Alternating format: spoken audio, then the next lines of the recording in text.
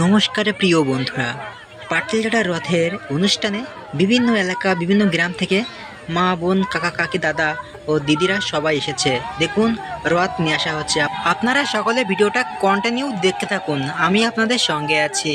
আজকের বিকালে কিন্তু বৃষ্টি হয়নি, এই জন্য বিভিন্ন গ্রাম থেকে লোকজন আসতে পেরেছে এই রথের মেলাতেই। দেখুন বন্ধুরা, ওই যে পিছনে রথ। আপনাদের ভিডিওটা দেখে যদি ভালো লেগে থাকে, লাইক, কমেন্ট, শেয়ার করতে পারেন।